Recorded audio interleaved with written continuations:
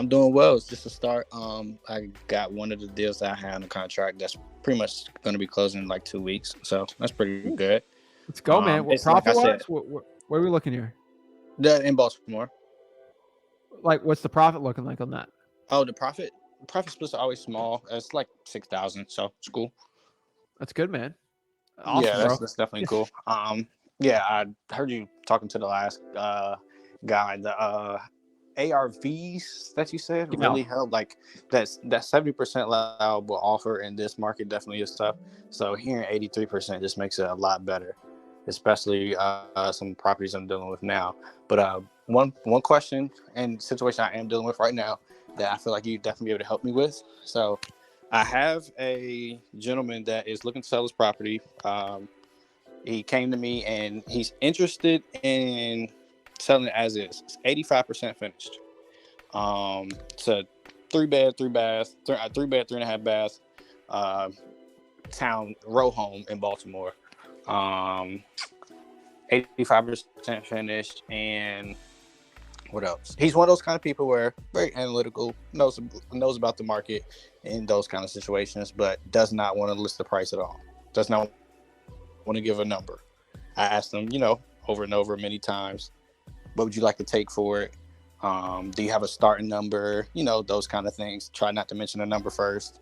Eventually, I got to a point where I just had to throw them out there just to see where he was. I Okay. threw, yeah. I make sure to kind of shoot low, everything, just to see where's his mind thinking. So he let me know that's not even a good starting option. That I offer. I offer 75. For it. And he said that's not a good starter option. Then he start, they then open up, let you know that hey, I paid I gutted the house and rebuilt it from the ground up. I just don't want to finish it, and everything, and I don't want to finish it and list it. So I asked him, how much more does it take to finish it? Probably, he said like 40,000. Needs HVAC and some cosmetics. Okay. Everything like that. So, and he told me in all he put like 120,000 into it. I know ARVs in the area are like 250s at least. So I know there's money to be made there, but knowing that, and he also said that like his sister owns a property on the same block, and he know that she can get over 200K for hers, in the condition as it is, and that one's in definite living condition. So, um, in terms of that, how do you usually go about those people that are really hard on those, telling you what they want? You kind of just got to figure it out and put something together and make it make sense. I get it. There's some tough ones out there. I get Yeah. it. So what I would have done is either I would have never given that offer out. I'm just you did fine. Right. What I usually do is good cop, bad cop. If I were you, I would say this. Hey, my partner Zach looks at it. He was kind of giving me some crazy values. Like he told me like, hey, buy it for like 60,000. Shut up. 60,000 or 60. Okay. Like, and guess what? If they're mad at that, he just said around there. That's on his offer, right? And you can save it right there. Like it just kind of Right. brings it out. Or the dollar strategy, which I think you've heard me say before. It's like, would you be okay if I bought it for $1? And they say no, I'm like $2, $3, and then they'll tell their price. So that's the other way I would have done it. Now I get the hard ones that like they're hard deals. I usually explain it two ways. This is a lot for the Zillow 4 by owners. Either, hey, you should just list the property. Oh, I don't want to list the property. Why? X, Y, Z, F, whatever, right? And then, well, do you want to list it or do you want to sell it for cash? I'm at Right. this price. The best way, so the reason why people accept offers and like with sales, they go off of 3 tiers: emotion, logic, and fear, in that order. So you're at a seller right now that is going off of logic. They get emotional. They want to get rid of the property. They say yes, right? That's one reason. He's on logic, okay?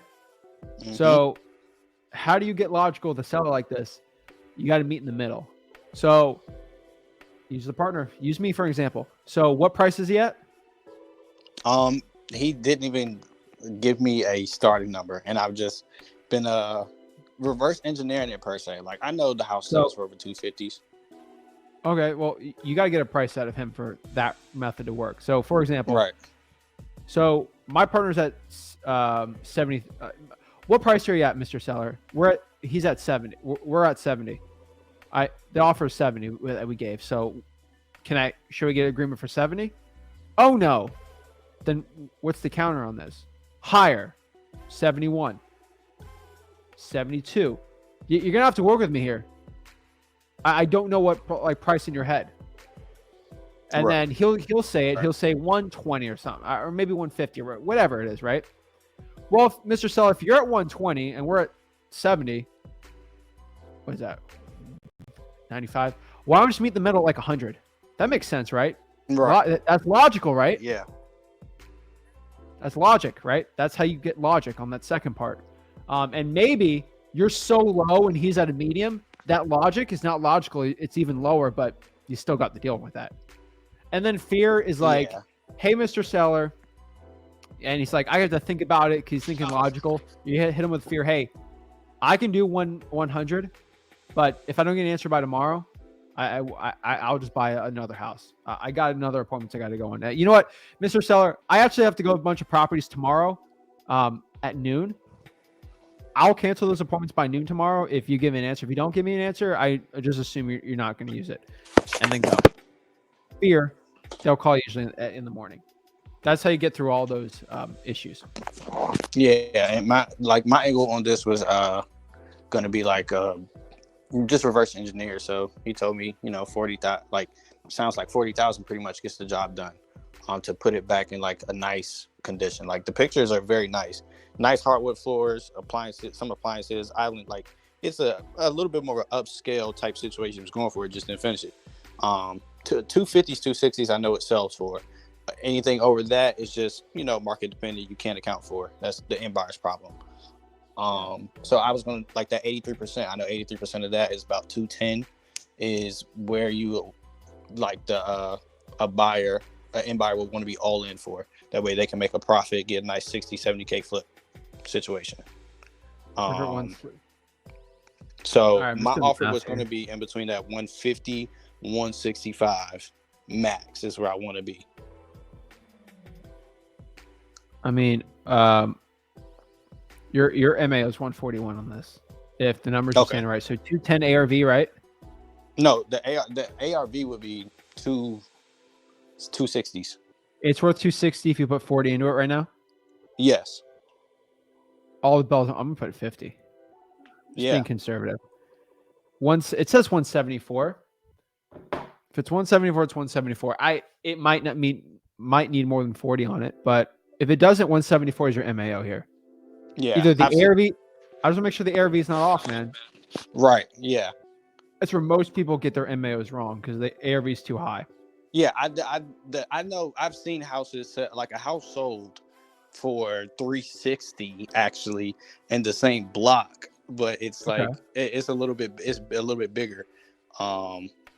2 weeks ago. So I always put my ARVs a little bit lower. Man.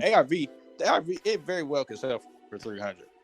But if I like sells for 175, man. Because you lock it up for 140, you should make 30. So that'd be a good deal. Right. Yeah, I definitely want to be in that range, and I feel like I could. That's a situation where I can use that logic and say, "Hey, meet me in the middle," situation. Because like I already gave out that 75 offer. I'd be like, "Look, me and my partner, we're really working hard. I went back and reevaluated numbers, everything like that, and I feel like we can definitely meet in the middle here." Situation.